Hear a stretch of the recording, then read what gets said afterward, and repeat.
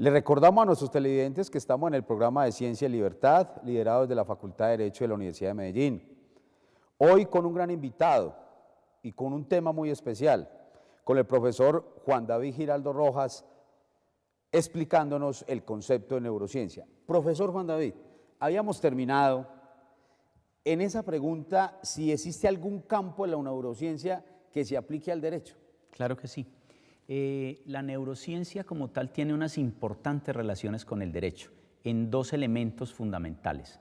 Lo que llamamos neuroderecho, que es realmente un área que implica una conexión entre la filosofía del derecho y una serie de paradigmas de pensamiento que se aplican en el derecho, y la manera como la neurociencia viene de cierta forma rebatiendo o apoyando las viejas teorías filosóficas que teníamos sobre lo que llamamos el funcionamiento de la mente. Y a partir de ahí entonces entramos en temas tan importantes como el libre albedrío, como la autodeterminación, como lo que se puede llamar conciencia de un individuo cuando ejecuta un acto, como la toma de decisiones, que son elementos fundamentales dentro de la estructura del derecho y dentro de lo que trata de reglamentar el derecho del comportamiento de las personas. Mire, hay una cosa que siempre a los abogados nos han tildado y es una discusión epistemológica, en el sentido de que nuestra disciplina no es ninguna ciencia porque realmente al cambiar las normas se destruye todo el objeto de investigación y durante siglos nos han dicho eso. Las normas jurídicas siempre van a regular comportamientos y usted lo acaba de decir muy bien que la neurociencia tiene que ver que esos comportamientos todos se lideran desde el estudio neurológico.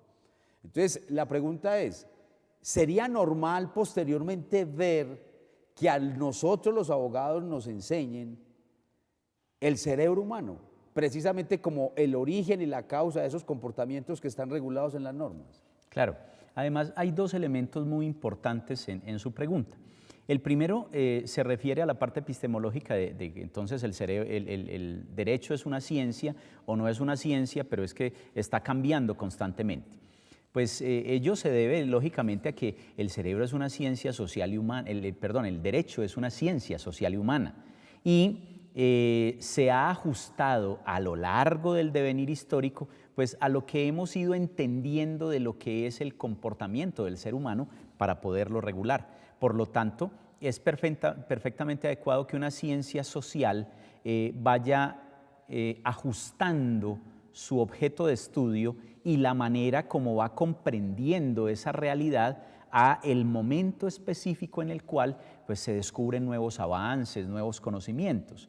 Entonces, podríamos decir que el derecho es una ciencia, pero que es una ciencia en constante cambio y evolución y que se debe de ajustar no solo a los nuevos avances del conocimiento, sino a las necesidades y a un contexto de una realidad social concreta. Eso lo hace dinámico y absolutamente cambiante. Mire, hay dos elementos que quisiera, porque se los acabo de escuchar. En el derecho lo que es la elección y el consentimiento son conceptos transversales a todas las áreas del derecho. Es decir, nosotros debemos de elegir y debemos consentir las relaciones jurídicas que queramos. Pero la pregunta es, desde el punto de vista neurológico, nosotros podemos profundizar más de lo que hay en la misma norma. Claro. Ahí viene la segunda parte de la pregunta y es, ¿sería posible entonces que a un abogado se le termine enseñando cómo funciona el cerebro humano? Pues no solo es que sea posible, es que en la actualidad es una exigencia.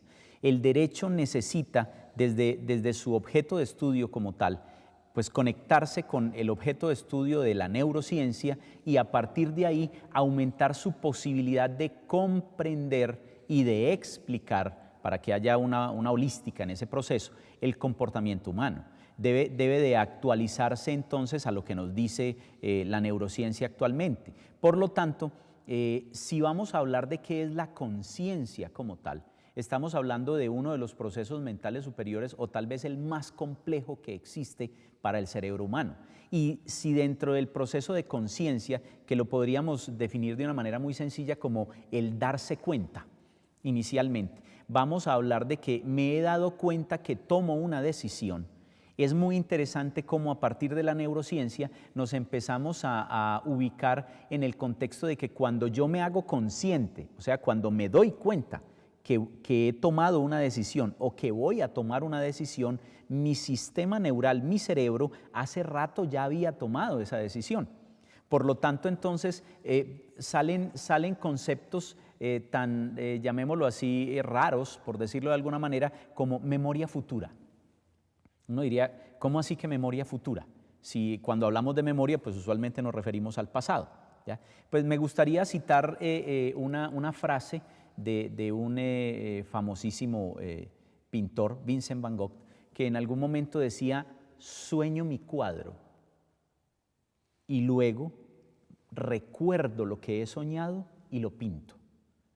Uno dice, ¿cómo así? Sueño mi cuadro, el cuadro no existe, pero recuerdo que lo he pintado, o sea, recuerdo lo que he hecho en mi sueño y lo pinto. Eso es más o menos lo que podríamos llamar memoria futura. Es más o menos lo que ocurre, por ejemplo, con la labor de un arquitecto. El arquitecto se imagina en su cerebro un espacio, lo diseña, luego lo pinta, lo mide, ese espacio no existe, pero luego con el ingeniero lo crea. Entonces, nuestro cerebro es capaz de generar algo que podríamos llamar memoria futura. Si esto lo llevamos a las leyes, entonces los seres humanos literalmente tratamos de hacernos conscientes de nuestro comportamiento.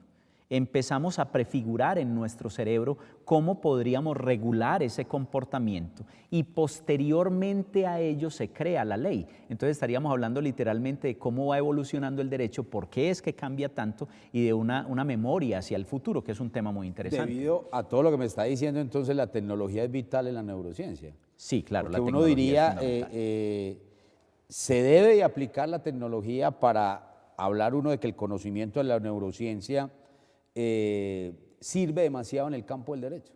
Claro que sí.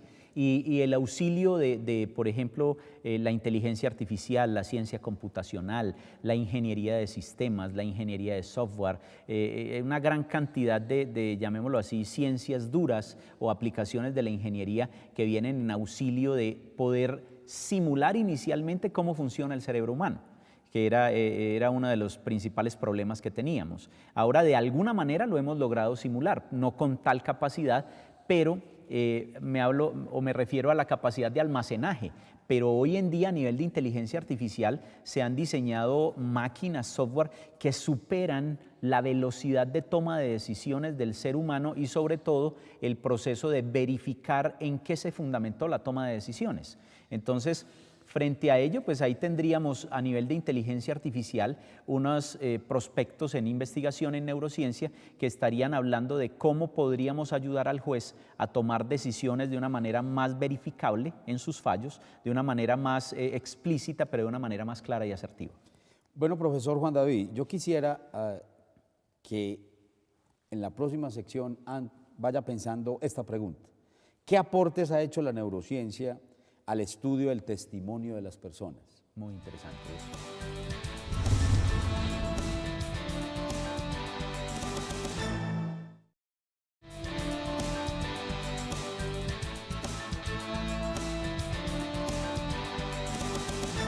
Continuamos con nuestro programa Ciencia y Libertad, liderado desde la Facultad de Derecho de la Universidad de Medellín.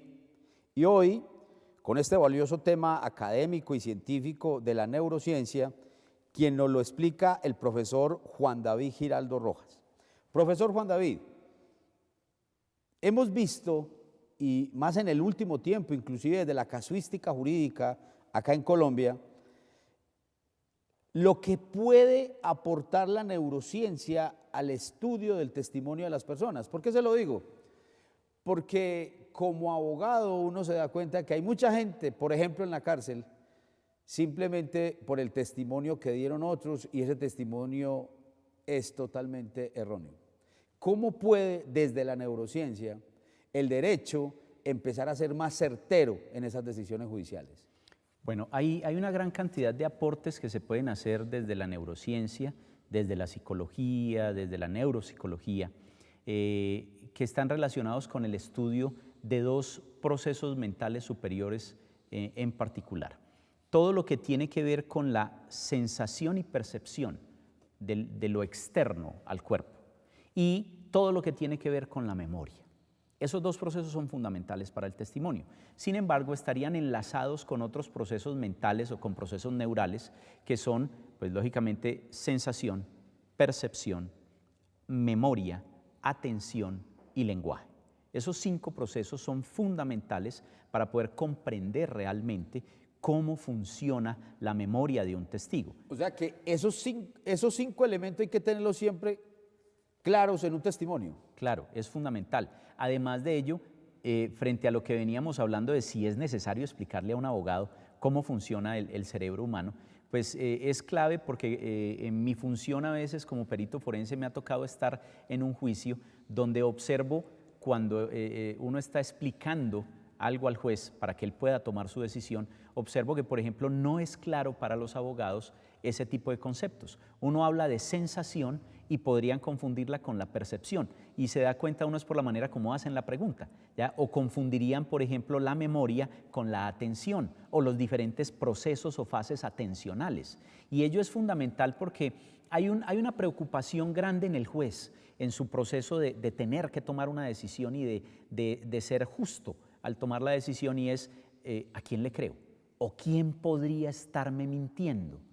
Y eso implica un proceso fuerte de toma de decisiones para el juez, que también es un área muy interesante de investigación en neurociencia, cuando trabajamos la parte de toma de decisiones y árboles de tomas de decisiones y cómo las personas llegan a la decisión final.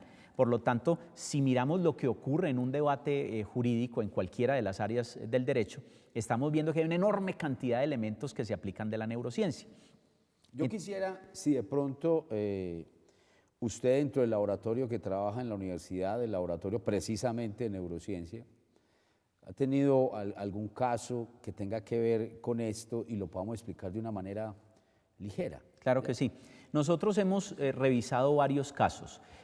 Para una investigación específica que se hizo entre investigadores criminales, abogados, específicamente abogados penalistas y psicólogos dentro de la Facultad de Derecho de la Universidad de Medellín y en el Laboratorio de Neurociencia, nos enfocamos en 2 elementos fundamentales. Primero, hicimos una revisión de 82 casos del año 2008 a la fecha para empezar a trabajar el testimonio infantil y a partir de ahí mirar de qué manera se podría detectar, por ejemplo, un síndrome de alienación parental y diferenciarlo de un abuso sexual infantil. Pero entonces tuvimos que meternos a trabajar la mentira y la mentira en los niños y la detección de la mentira.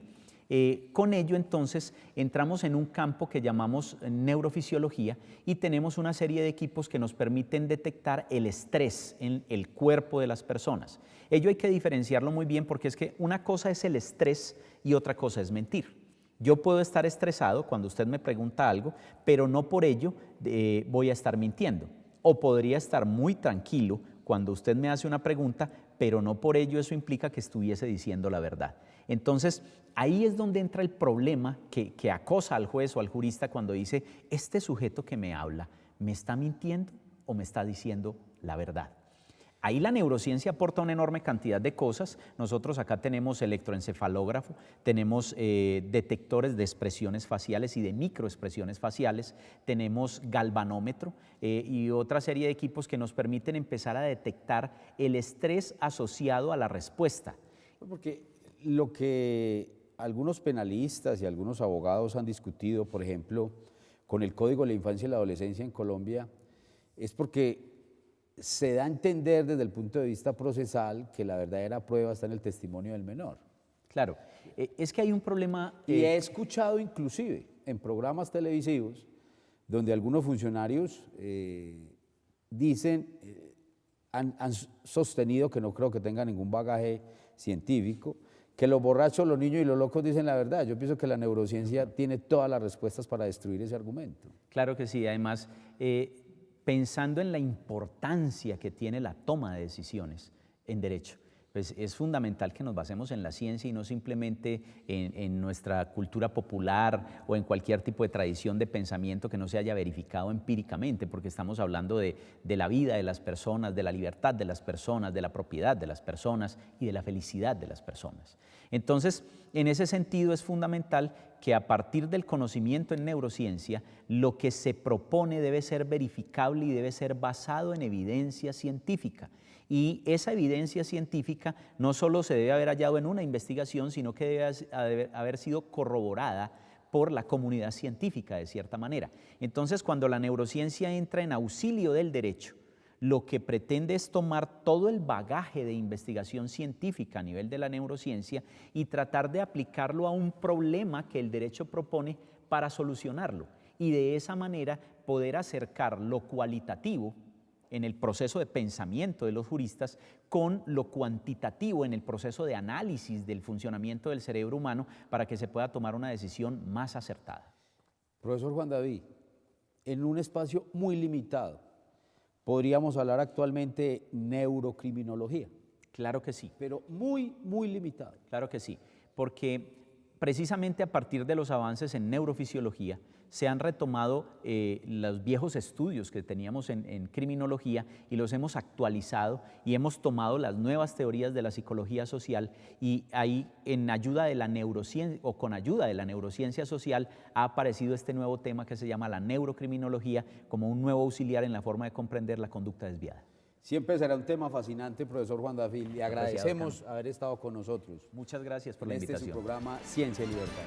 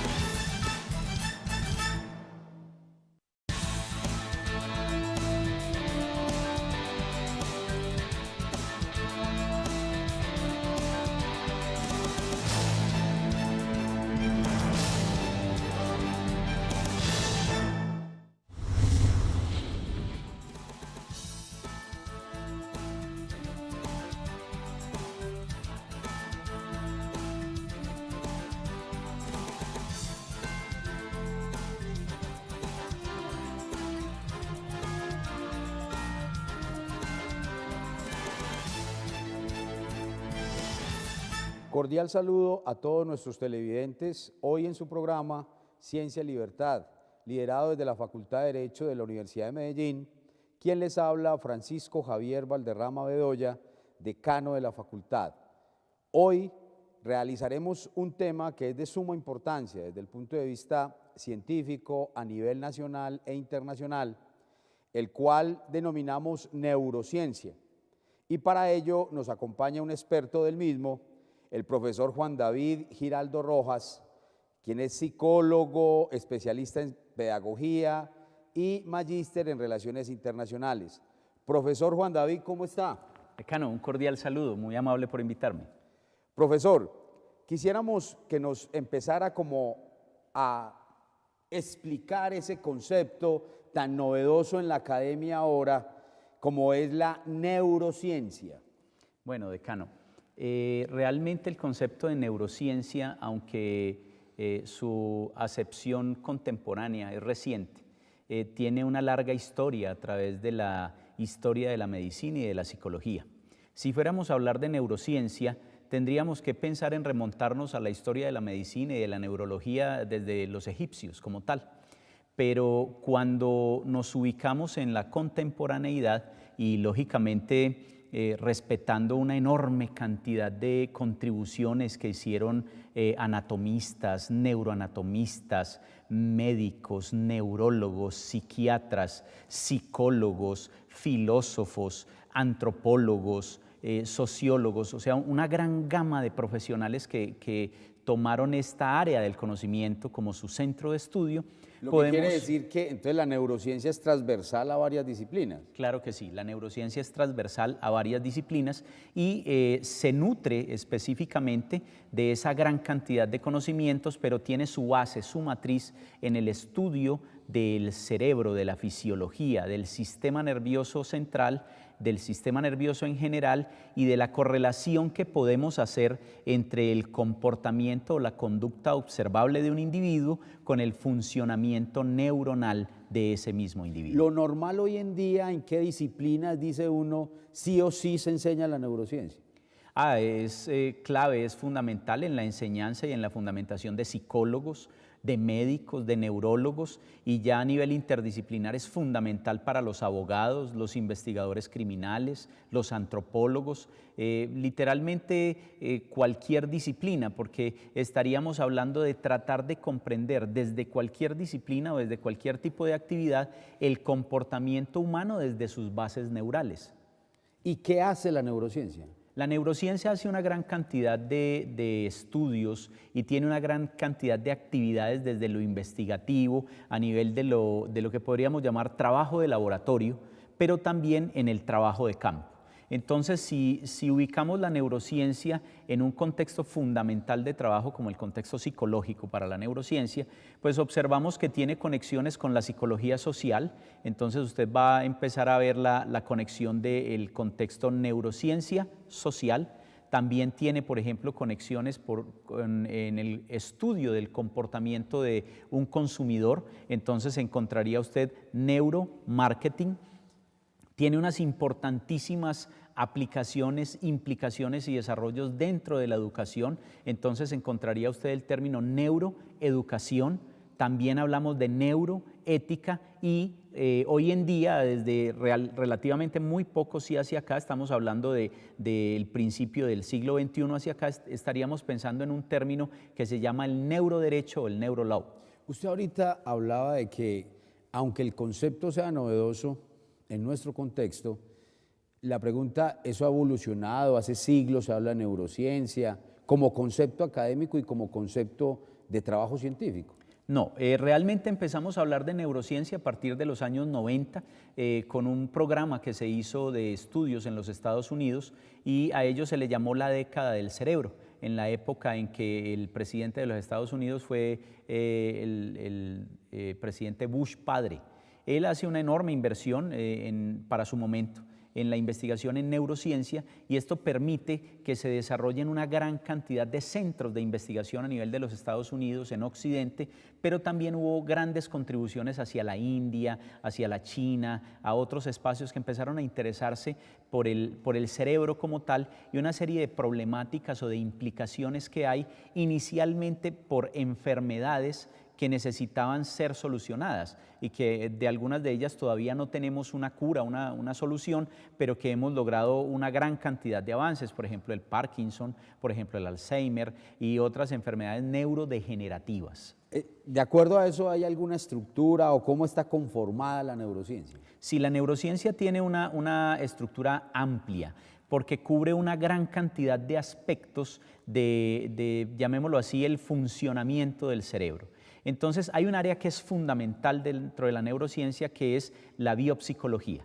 Es uno de los pilares fundamentales de la neurociencia, porque la neurociencia es una ciencia evolutiva. Quiere decir, se va a fundamentar en los estudios de la evolución del cerebro humano, a partir de los mamíferos, a partir de una serie de especies que han venido con su comportamiento, dejando huellas genéticas en los cerebros, hasta llegar a los homínidos, y de los homínidos pasar a la especie humana.